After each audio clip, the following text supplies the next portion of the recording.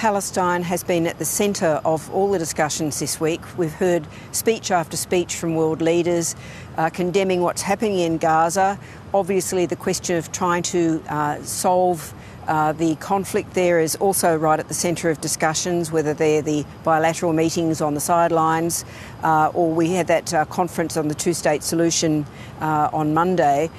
So everybody was sort of keen to hear this almost as the emotional centre, if you like, of the week. But a lot of what President Abbas had to say was pretty much well known.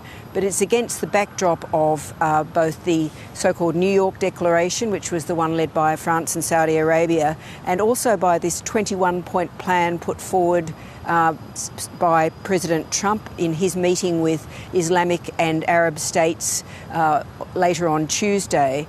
Just in the last little while, we've heard a little bit more from President Trump about what that includes. We're trying to get the end of the Gaza situation's really bad, very bad.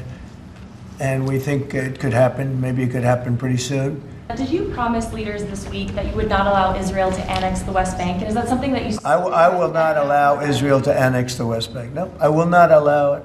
It's not going to happen. I'm not allowing Israel to annex the West Bank.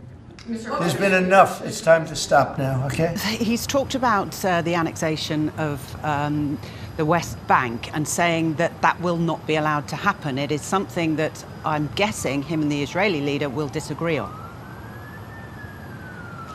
Well, I think they probably will disagree, and it's quite interesting, Lorna, given that we've seen in a slightly different conflict that Donald Trump has now sort of done a backflip on the situation in Ukraine. He's saying that basically thinks Ukraine can win. Now, this is related to what happens in Gaza because you can either see what Donald Trump has done in Ukraine as being a bit of a backflip in the sense of seeing that he should be on the side of right, or alternatively, because he's been frustrated and essentially humiliated by Vladimir Putin, he's decided he wants to wash his hands of the Ukraine conflict and leave it to the Europeans to do. So the chances that Benjamin Netanyahu will stand up President Trump if he insists on annexation not going ahead at this point look pretty high because Prime Minister Netanyahu has been allowed to act with impunity to such a great extent by President Trump to date. So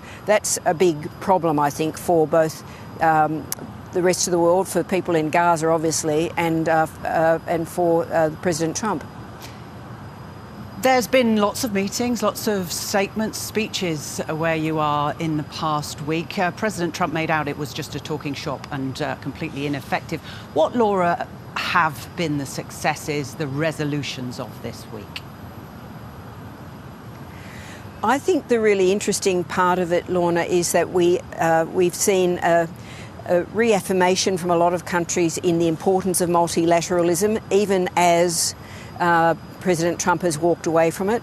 We saw, for example, China coming out and talking about committing to emissions reduction. Now, that's something that they're doing within the global Paris Agreement, which was looking like it was on the rocks.